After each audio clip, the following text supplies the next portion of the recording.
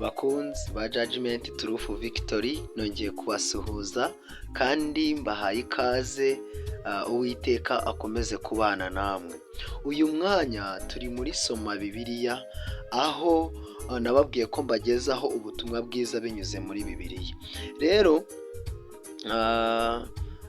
nababwiye ko nanone dukoresha Bibiliya eshatu: Bibiliya ntagatifu, Bibiliya yera ndetse na Holy Bible King James Version. Iyo akaba ari Bibiliya yo mu Cyongereza. Uyu munsi rero tugeze mu butumwa bwiza uko bwanditswe na Matayo. Muri Bibiliya ntagatifu bakunda kuvuga Ivanjiri.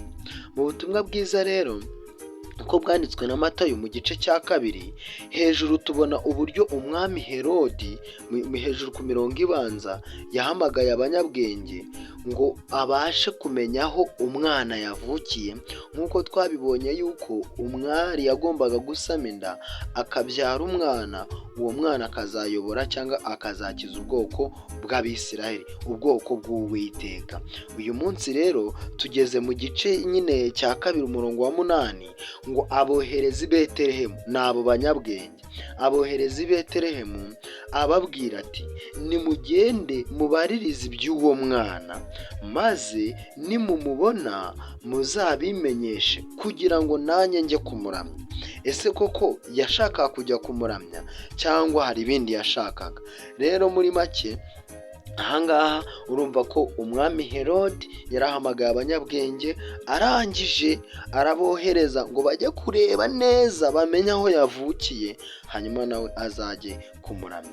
Then muri Bibiliya yera batubwiye ngo iki? Maze abatuma i Betelehemu ati: nimugende musobanuze neza iby'uwo mwana, nimumubona muze mubimbwire nanjye njye kumuramya. Urumva ko Bibiliya ntagatifu ndetse na Bibiliya yera rwose birasa. Then the Holy Bible King James Version said that Matthew chapter 2 verse 8, and he sent them to Bethlehem and said, go and search diligently for the younger child, and when ye have found him, bring me word again, that I may come and worship him also. Ahangaha rero muri kumva ko naho muri Bibiliya y'icyongereza yitwa Holy Bible King James Version, naho barimo baratwereka ko naho yabwiye abo banyabwenge ngo bagende, hanyuma nibamara kumenya neza iby'uwo mwana nawe bamuzanire amakuru. Noneho nababwiye yuko mbagezaho no mu itangiriro. Mu itangiriro naho turi mu gice cya 2 ku murongo wa 8.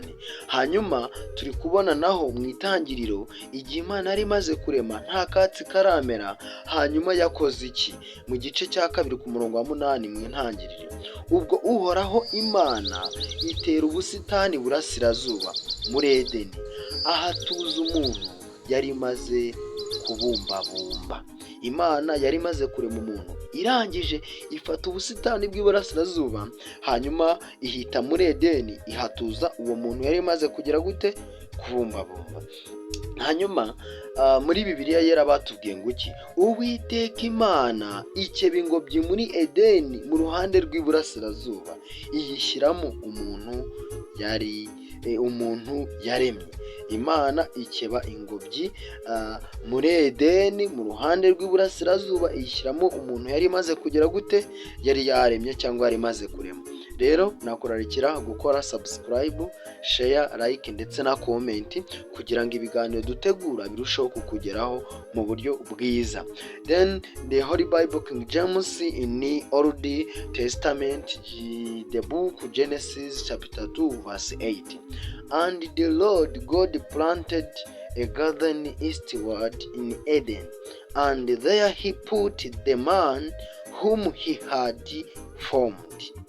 Rero reka nkwifurize kugira amahirwe n'imigisha. Urumva ko Bibiliya yera ndetse na Bibiliya ntagatifu ndetse na Bibiliya yera urumva birajya gusa. Rero nakurakira gukora subscribe kandi nkwifurije umunsi mwiza. Uwiteka nyiri byose, nyiri biremwa akomeze kukubera byose. Murakoze.